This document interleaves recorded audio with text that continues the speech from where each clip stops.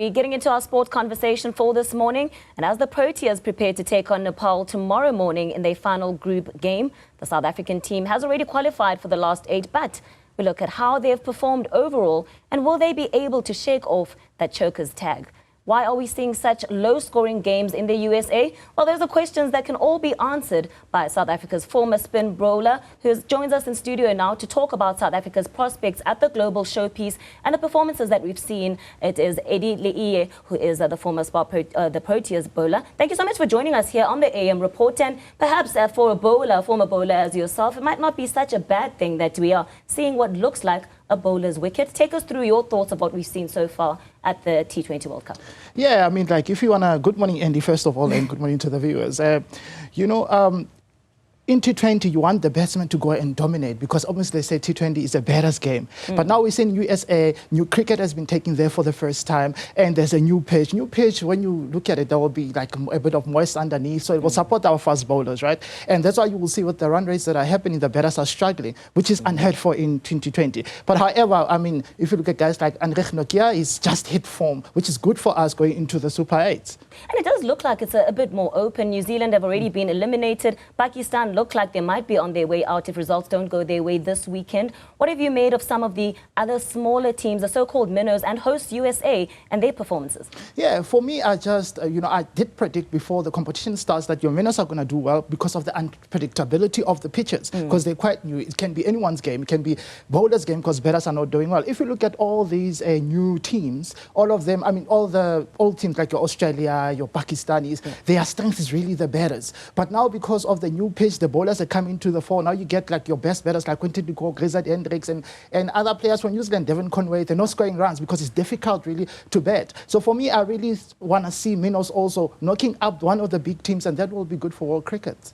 Now let's zone in on exactly why it is that we're seeing what you are calling perhaps not suitable for T20 cricket. It's more about the bowlers than the batters at this stage, because it was taken to the USA and we know what to expect from certain pitches. You know what you expect if you're going to the subcontinent, if you're playing in the Caribbean. Why is it that it's been so unpredictable in the USA? Because first of all, the pitch in the USA, it's a drop down. It was put, I think, a month before. If you want to have a cricket pitch, you probably prepare that over the years for the soil underneath the ground to settle a bit, right? But now in the USA, it's a new pitch. The soil hasn't settled yet. It's a bit damp underneath, so that's why maybe you'll get extra bounce. You'll get the ball keeping low, inconsistent. So now if you go to pitches like in your India and in the Caribbean, those pitches have been there for years, some even for hundreds of years. So the soil has settled. It's a bit hard, and the more it's hard, the more the bounce becomes true. The more you can predict how it's going to play, more or less. In USA, we don't know how it's going to play. So for me as a bowler, I'm really, really happy that actually bowlers were getting, our time to shine in the T20 cricket, because really it's a batter's game. Well, let's zone in on what you've seen from the Proteas here, because there's that choker's tag that's been haunting them. Many saying perhaps this might be the time for the Proteas to step up. But how have we seen the performances? Results are one thing. They've won all 3. Looks like it's going to be 4 for 4. But the performances themselves haven't been as convincing as one would expect. Yeah, no, true. If you want to win any World Cup or any competition, certainly in all the competitions that are played, you want to go into a tournament, all your players must be in form. For example, I'll give an example with the Springboks.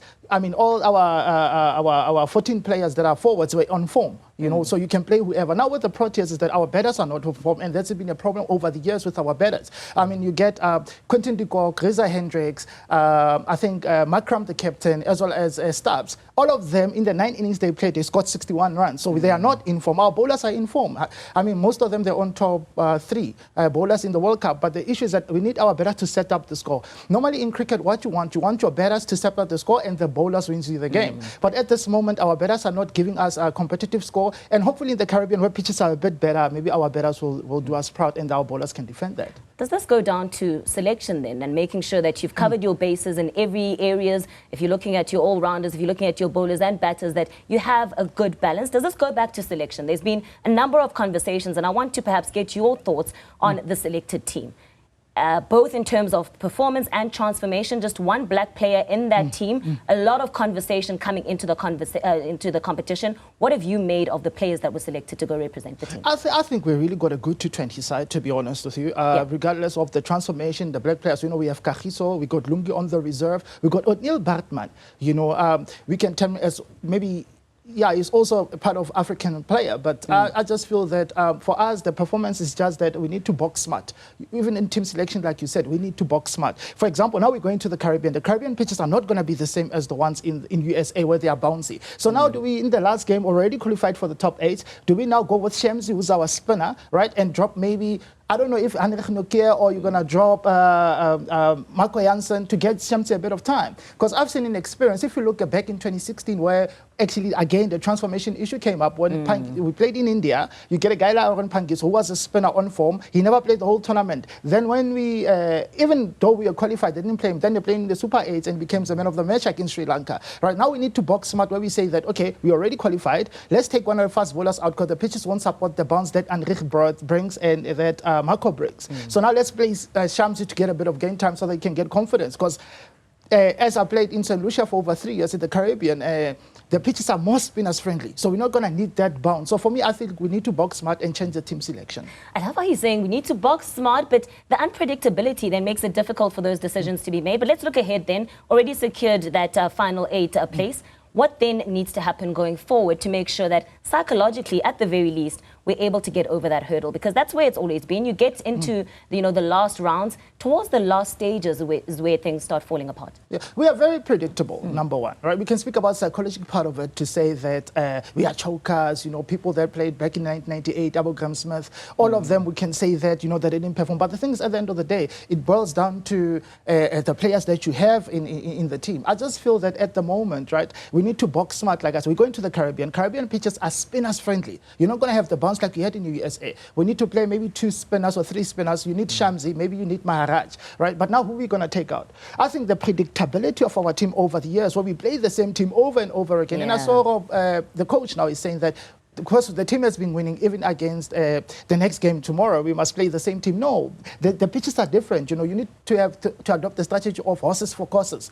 And for me, in the Caribbean, you need a spinner, and you need another spinner, which is Shamsi, or can play Bonfontaine. But I see the strategy they're going to do now. They're going to use Riza, and they're going to also use Makram to bowl maybe in the power play as spinners. But for me, I think that's not a good strategy. Play Shamsi is our best bowler as well. So for me, I just think we need to box smart with that and our batters to be on form. Let's wrap this very quickly. I want a very short answer. Who do you think is going to take it? Because England have been touted as the favourites, but who are you putting your money on? I'm putting my money on, I'm going to be patriotic. I think South Africa, if our batters get form with, I think we can take this one.